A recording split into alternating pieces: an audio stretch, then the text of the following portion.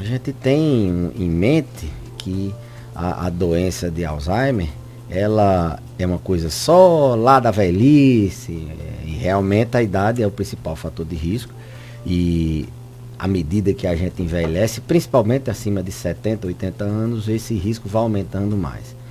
Mas a verdade é que a doença de Alzheimer é um problema de saúde pública mundial, né?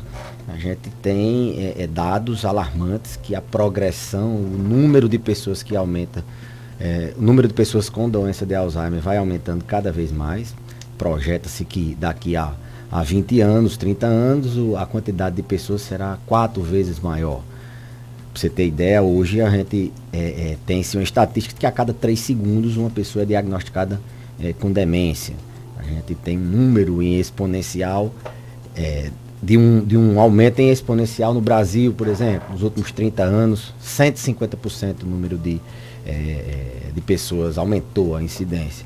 E Alzheimer é a 6ª causa de morte no mundo, ou seja, mata mais do que câncer de mama, mata mais do que câncer de próstata, mata mais do que várias doenças que tem AIDS, que tem mídia, assim vamos dizer. E o impacto na família, na sociedade, ele vai desde o sofrimento, né, da própria família, em ver seu parente perdendo a memória, em ver seu parente definhando, morrendo socialmente, esquecendo, apagando a história, apagando a memória ao longo do tempo, vai desde esse sofrimento familiar ao impacto no gerenciamento dos serviços de saúde. Aumenta-se a necessidade de pessoas treinadas para cuidar de pacientes com demência, aumenta-se a necessidade de leitos especiais e assim por diante. Então, impacto na família, impacto social, impacto financeiro. Então, esse mês ele tem esse objetivo, hoje o dia em especial, de sensibilizar as pessoas a buscarem informações, a tentarem mais para não só a comunidade leiga em geral, mas os profissionais de saúde. É muito subdiagnosticada a demência de Alzheimer. Tem-se muito medo dela, né? Mas faz-se muito pouco para evitar. E a gente sabe que muito do aparecimento depende de fatores modificáveis, os famosos fatores de risco, como sociabilidade, estimulação mental, controle do estresse, aqueles mesmos fatores de risco também para doenças cardiovasculares que são muito mais conhecidos. Se você perguntar a uma pessoa o que é que eu faço para evitar morrer do coração, todo mundo vai dizer fazer atividade física, diminuir o sal, controlar a pressão, diabetes. Isso serve para o cérebro também. Só que além disso a gente tem a questão da sociabilidade, a questão da genética, que não pode modificar, mas a gente pode, no curso da doença, no curso da vida, modificar o que é modificável. Eu tenho uma dúvida aqui, doutor. Como é que morre a pessoa de Alzheimer? Porque o Alzheimer, ele vai, como o senhor mesmo disse, já várias vezes inclusive, vai apagando a memória da pessoa aos poucos. Ela vai se apagando, né? Aos poucos a memória. Tá. Então ela chega num ponto em que o cidadão, ele perde completamente a memória. Tá? E como é que ele morre? Ele morre de quê exatamente aí? Vamos contextualizar. O cérebro é quem comanda o corpo. E a gente nasce sem saber de nada e vai aprendendo. Vai aprendendo a mastigar. São mecanismos cerebrais complexos. Vai aprendendo a deglutir, a ingerir a medicação, vai aprendendo a urinar, a controlar a urina, as fezes. Tudo isso vai desaparecendo. Tudo isso você vai desaprendendo. Isso leva à morte, direta ou indiretamente. Não é que vai entupir, vai ocluir uma artéria como no infarto, mas morre indiretamente. O câncer, como é que o câncer mata? O câncer mata, vai definhando o paciente, e gera uma complicação ali em algum órgão, em alguma coisa que. Então, a demência é do mesmo jeito. Lembrar que os pacientes que têm Alzheimer não só têm o Alzheimer, eles são diabéticos, são hipertensos, são portadores de osteoporose, eles podem fraturar, tem um risco maior de AVC. Então, eles têm a demência e têm fatores para morrer, outros, porque são idosos e têm múltiplas doenças. Inclusive, é até um alerta já, começando a conscientizar as pessoas, que quando a gente dá o diagnóstico, a família concentra todas as energias no Alzheimer. Só pensa no Alzheimer, esquece de controlar a alimentação, de controlar o diabetes, a pressão, de diminuir o risco de queda. Ele é um paciente, ele tem a doença, o Alzheimer, mas ele é um paciente. Ele é uma pessoa que tem outras comorbidades. Então, nesse sentido, a demência, o Alzheimer, ele mata diretamente o paciente, como eu disse, vai definhando, vai perdendo as habilidades de andar, de controlar funções vitais e chega ao ponto de... É bem verdade que a gente considera que antes dele chegar ao máximo, ele morre por outra coisa, né? Ele infarta, ele tem um AVC, ele morre de uma infecção. E o Alzheimer, ele é um pano de fundo que facilita tudo isso aí, precipita tudo. Então, mata, é a 6ª causa de morte no mundo, tendência até a aumentar à medida que as pessoas envelhecem mais. E você... e estatisticamente também, até na questão da Covid foi visto isso, pacientes que têm demência, têm Alzheimer, eles morrem 3 vezes mais, pegava Covid, e os que têm Alzheimer morria 3 vezes menos. Então, é um fator de... Tá entendendo como... Pacientes que infartam, se ele tem Alzheimer ou não, ele morre mais, se ele tem Alzheimer. Então, é um marcador de mortalidade independente. É porque a gente imagina a doença no cérebro, como é que... A gente imagina, por exemplo, a depressão, como é que ela mata, suicídio. A gente fica imaginando como é que eu posso morrer de uma doença no pulmão, falta de ar. No cérebro a gente fica meio da mesma forma. O Alzheimer é como um AVC, como qualquer outra doença. Ele leva a mortalidade de forma indireta. Muito bem, Alexandre. Tudo bem? Boa tarde. Queria envolver o Alexandre aqui porque ele tem um familiar que tem Alzheimer, né? Eu queria que ele participasse aqui com a gente dessa discussão aí.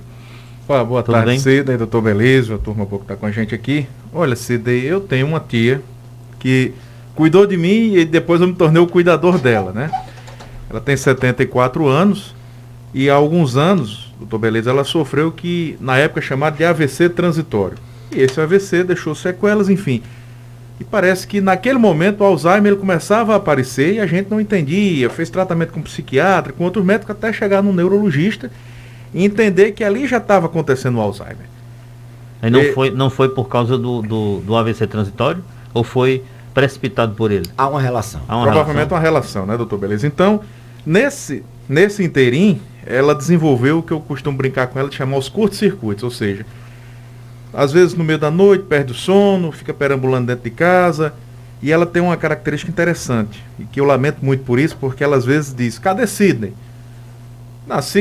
Não, mas não é aquele Sidney do rádio, é o outro Sidney, que mora em Natal. Aí eu fico... Como ela também comigo mesmo, ela diz, cadê Alexandre? Eu disse, tô aqui. Não, mas não é você, é o outro Alexandre. É um que parece com você, mas é mais jovem, é mais magrinho, né? Então, essas lembranças, é o que a gente lamenta, talvez, quem é cuidador de quem tem Alzheimer, é isso, essas lembranças que vão se esfarelando, né? É como se a lembrança atual vai se perdendo, mas chegam outras antigas, é assim, doutor? E as mais antigas, elas sobrevivem, ou seja, ela sabe que morou no sítio, que tinha um jumento com nome tal, que tinha uma colega de escolinha lá do sítio chamava fulana, mas esquece, por exemplo, o que é que tomou no café da manhã e às vezes esquece até se almoçou. As memórias recentes, né? Isso aí é o que dói bastante para quem é o cuidador de idoso nesse caso aí. É o que a gente chama de sofrimento contínuo progressivo, né? Judia, né? A gente aqui diz, vai judiando aos poucos. E eu percebo, doutor, que ela se sente angustiada com isso, de não saber cadê fulano, né? Eu lembro, Alexandre, da sua tia levando sua avó para consulta lá no consultório. Sim, já foi cuidadora da minha avó. E se a gente fica, que a gente é profissional, acostumado com isso, quando você me conta as histórias da sua tia, eu fico assim, triste, porque ela quem era a cuidadora da sua avó, era quem tomava a base e dela, hoje ela está numa situação... então imagine para o filho, para o neto, ver isso todo dia perdendo um pouco, não conhecendo...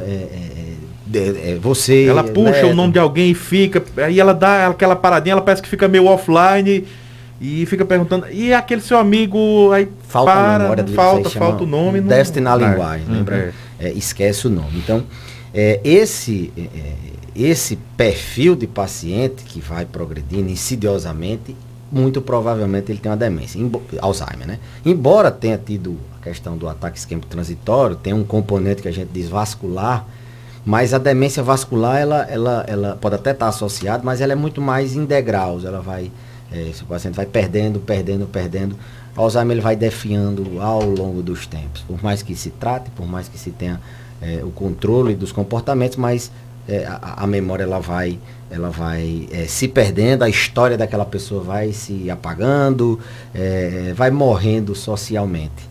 E essa questão de perder inicialmente a memória de curto prazo, que ontem fazia, e só muito em fase avançada que ela perde a memória antiga. Então ela vai perdendo de trás para frente. Regressivo. O que lembrava ontem, o que aconteceu há poucos minutos, aí daqui a pouco ela está vivendo o ano passado, está vivendo há 10 anos atrás. Pergunta que dia é hoje, daqui a pouco vai apagando a memória de trás para frente, vai apagando de trás para frente. Lá na frente então por isso que ela ainda por isso que ela reforça muito o passado, porque é a memória que ela ainda tem. Então isso é muito comum, vai perdendo de trás para frente, isso vai só machucando a família, vai desaprendendo não só os fatos, a vida, mas vai desaprendendo as funções, né? Vai desaprendendo a urinar, comer e assim por diante. Então, beleza, eu estou falando disso aí, a gente percebe, por exemplo, hoje ela tem uma dificuldade de visão, que ela sempre teve, mas a gente percebe que a leitura até aumenta um pouco a letrinha de um texto que ela pede para eu imprimir, mas eu percebo que ela mesmo assim tem aquela dificuldade, uma pessoa que é formada, tem nível superior, mas tem dificuldade na leitura. Dificuldade, Você vê como a escolaridade, ela protege, ela é um marcador de proteção. Pra você ter demência, você tem uma escolaridade alta, você tem menos demência. Mas a genética prepondera, outros fatores de risco preponderam e findam você tendo o risco maior de demenciar. Foi importante a fala de Alexandre nesse sentido, para a gente sentir um pouco como muitas vezes ninguém tem na família, ou não, doença que só vai dar lá para frente, aí não começa a pesquisar. Quando a gente vem e está morrendo socialmente, a gente sofre muito mais a família do que mesmo o próprio paciente. O paciente já não se dá conta do que está acontecendo e o familiar vai vendo aquilo acontecer dia a dia. Muito bem, tem um ouvinte aí com pergunta sobre o assunto, vamos lá. Boa tarde, Sidney. Pergunta a Belísio, doutor Belísio, o seguinte, minha mãe faleceu por conta do Alzheimer, aos 74 anos.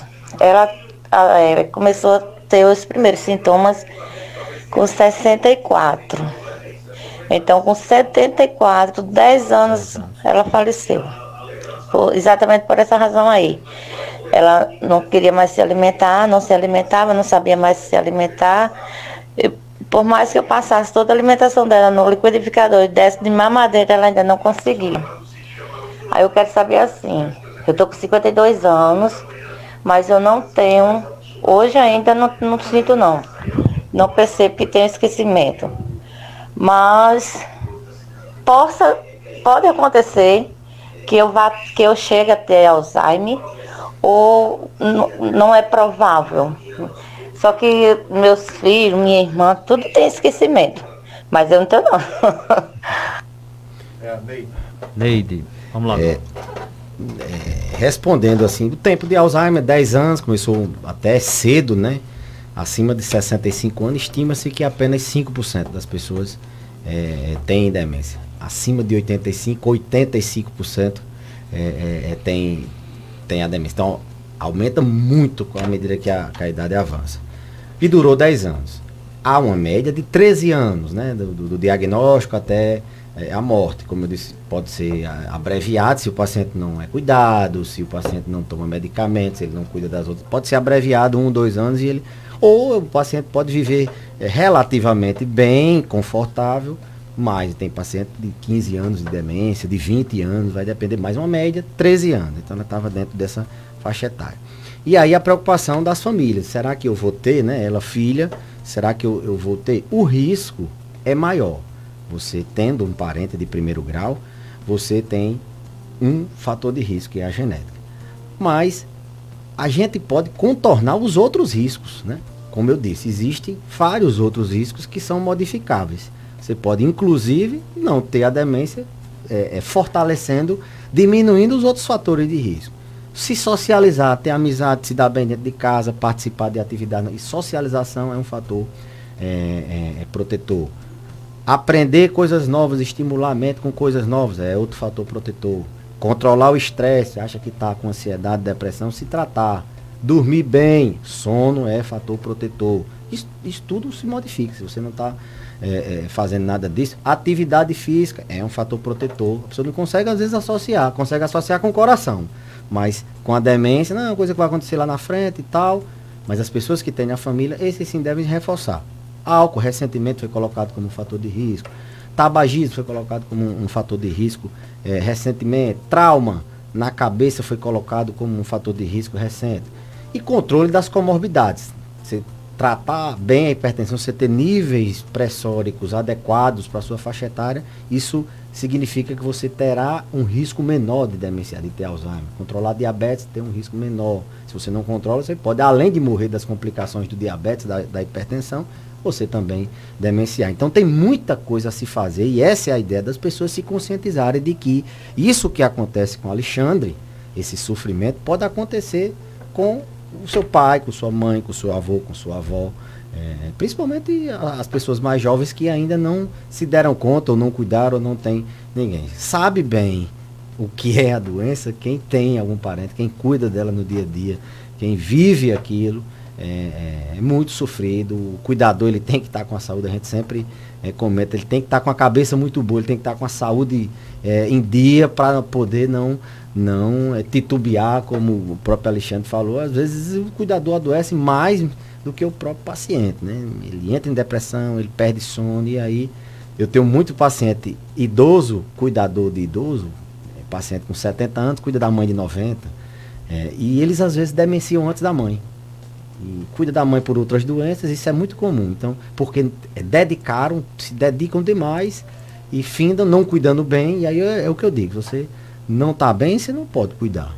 E às vezes acontece uma tragédia, um AVC, alguma coisa que você... E aí, quem é que vai cuidar? Então, o cuidador, para ele poder cuidar bem, ele tem que estar bem.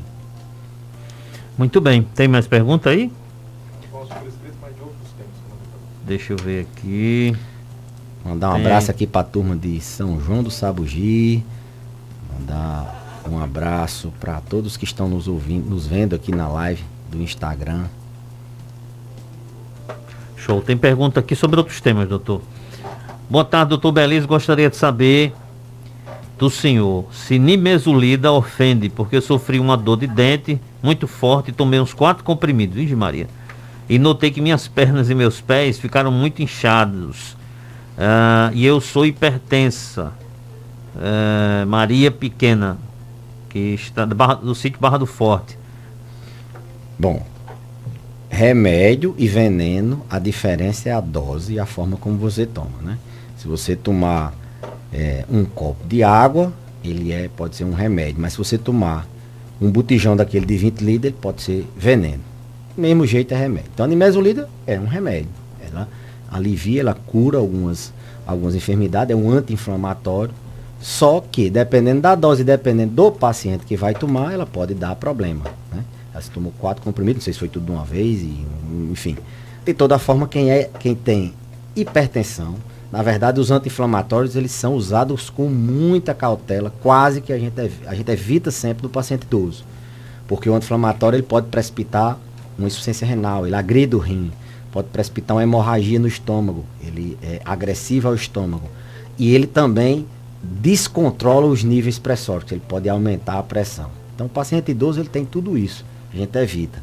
O inchaço nas pernas, pode sim, que se ela é hipertensa, pode descompensar o coração, fazer um inchaço por insuficiência cardíaca, o rim dela pode estar com algum problema e a doença renal cursa muito com inchaço nas pernas. É pouco provável que assim, 4 comprimidos deve ter tomado ou 4 dias, ou não sei se foi 2 vezes ao dia, causa isso. Mas se ela já tiver uma doença de base, anti-inflamatório, agora sim, provavelmente provavelmente o médico que prescreveu deve ter calculado tudo isso. Agora, se foi automedicado, esse risco talvez não tenha sido calculado. Então, os idosos, principalmente aqueles diabéticos, aqueles que têm doença no rim, têm doença no coração, são hipertensos, muito cuidado quando for tomar um anti-inflamatório, seja nimesulida, seja diclofenaco, piroxicam, tenoxicam, ibuprofeno, muito cuidado. Sempre procure, na verdade, qualquer remédio, mas os anti-inflamatórios, em especial, eles podem causar essas 3 coisas: falência renal, irritação no estômago e sangramento, e descontrole de pressão e doenças no coração. Muito bem, tem um ouvinte com pergunta de áudio, vamos ouvir. Sou Belisa, é Maricuco, estava quase dormindo, acordei com essa mulher perguntando sobre Pulou da essa doença, porque eu estou ficando esquecida e eu queria perguntar assim a vocês se quem toma remédio para dormir, ansiedade, se pode acontecer, tomando muito tempo. E porque meu tio, ele morreu com isso. Ele era colega do seu pai, era Chico Galego, da Nova Descoberta, ele era meu tio, ele morreu com Alzheimer. Pronto, dona Maricô. Ainda bem que ela acordou, dona Maricô é quem faz a dinâmica do programa, ajuda bastante com as perguntas dela. Mandar um abraço para ela, seu Chico Galego realmente, muito amigo de papai, ali da famosa Rua do Cacete, na Nova Descoberta. Bem, ela perguntou se remédio para dormir, para ansiedade. Depende, a resposta é depende. Tem remédios e remédios para dormir.